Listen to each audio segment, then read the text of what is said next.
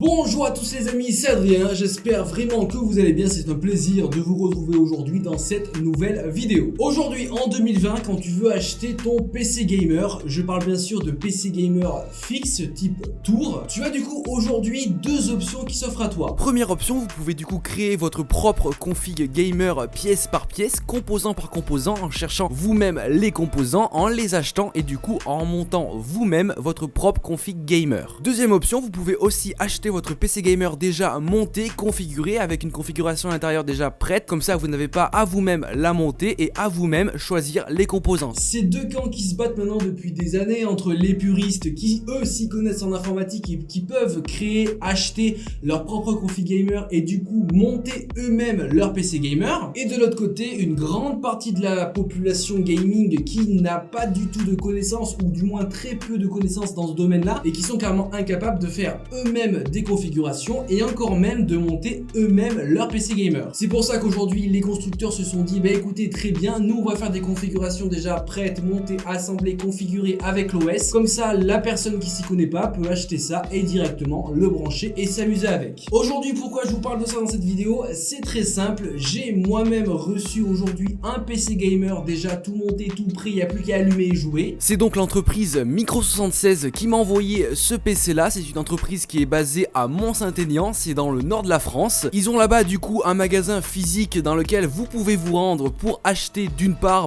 le PC gamer que je vais vous présenter juste après, mais vous pouvez aussi vous y rendre pour acheter vos composants un par un pour avoir une expertise informatique, faire des réparations sur votre PC. Bref, voilà, c'est une bonne entreprise d'informatique avec des gens à l'intérieur qualifiés, donc c'est carré. Mais du coup, ce que l'entreprise Micro76 a créé en créant cette marque-là, c'est du coup vouloir faire des PC gamer déjà prémontés mais évolutifs. Donc avec ces PC là, vous pourrez évoluer dans le temps avec. C'est pas tu gardes ton PC 1 an, 2 ans, puis tu dois entièrement le changer. Ok, le voici.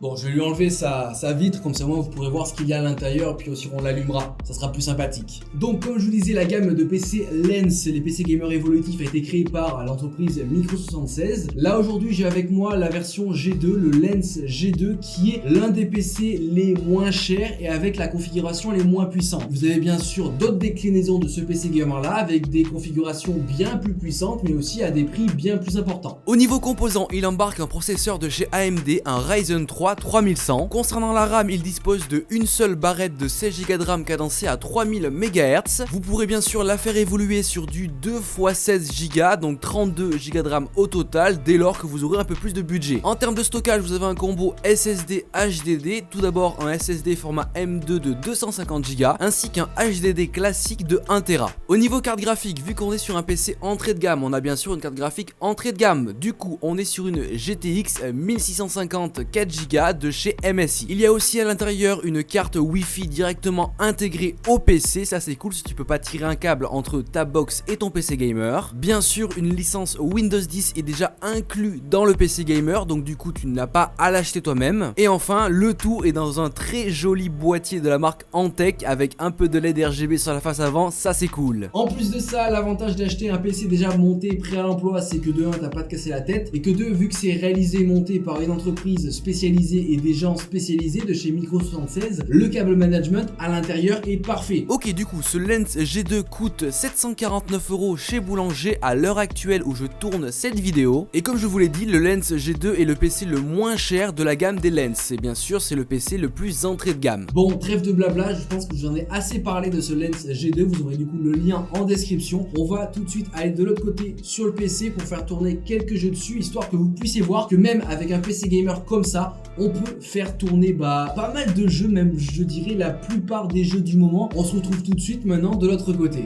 Ok, c'est parti, deuxième partie de cette vidéo sur le Lens G2. J'ai donc branché le PC, il y avait déjà un Windows 10 à l'intérieur, le PC était déjà nickel. J'ai installé dessus du coup quelques jeux, notamment GTA V, Valorant et Fortnite. On va du coup jouer à ces trois jeux là, voir au niveau des FPS, au niveau des graphismes comment ça rend, vu qu'on est sur un Lens G2, donc un PC gamer entrée de gamme. On va voir ça, mais normalement ça devrait pas poser de soucis. Ok, du coup on est actuellement sur GTA V. Au niveau des paramètres graphiques, on est en normal, et au niveau des FPS, comme vous pouvez le voir en haut à gauche, on est plus ou moins à 40 FPS. Pour l'instant, la petite GTX 1650 s'en sort plutôt bien à ce que je vois, donc voilà, je suis pas déçu. on peut du coup jouer à GTA 5 sans trop de soucis, en plus avec une qualité de jeu plutôt normale et plutôt bonne. J'aurais pu optimiser certains paramètres de graphisme, je n'ai pas fait ça, j'ai fait le choix de mettre des paramètres normaux au niveau de la résolution et au niveau de tous les paramètres qui peuvent y avoir, mais là du coup c'est carré, ça fonctionne à plus ou moins 50 fps, voire même 60 fps dans des endroits où il y a moins de textures à charger. De nuit à 50 fps sur l'autoroute sur GTA 5, ça demande beaucoup de ressources graphiques, mais bon voilà, la GTX s'en sort plutôt bien, donc hop, test validé pour GTA 5. En ce qui concerne ce Lens G2 de chez Micro76, c'est validé. Ok, du coup on est sur Valorant,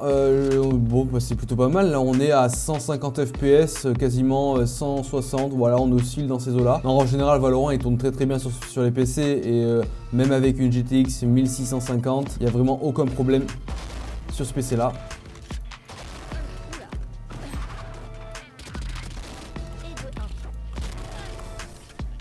Ok, c'est carré, Valorant là aussi sur ce Lens G2, c'est validé. Maintenant les amis, dernier jeu, vu qu'on a validé GTA et Valorant, on va tester Fortnite, même si c'est un jeu qui est plus trop joué aujourd'hui. Voilà, on va voir s'il tourne en bonne résolution et aussi en bonne FPS sur ce Lens G2. Ok, du coup on reste sur une moyenne de 60 FPS sur Fortnite. Oh, toi je t'ai vu. Ok, toi ça dégage, j'ai même pas le temps de parler là. Ça reste très correct pour un jeu comme ça, surtout que depuis qu'ils font des mises à jour, ça demande de plus en plus de ressources graphiques. Donc pour l'instant ça va, on est bien. Allez, -1, ça dégage. Ok, lui, il était nul. Donc ouais les amis, on a fini avec cette vidéo, on aura testé du coup le PC Gamer, le Lens G2. J'espère vraiment que ça vous aura plu. En tout cas les amis, n'hésitez pas à mettre votre meilleur like et bien sûr abonnez-vous à la chaîne et activez la cloche pour recevoir toutes les notifs. Vous avez bien sûr tous les liens importants en description, donc n'hésitez pas à les voir, ça fait ultra plaisir. En tout cas moi je vous dis à plus dans de prochaines vidéos. Allez, ciao tout le monde.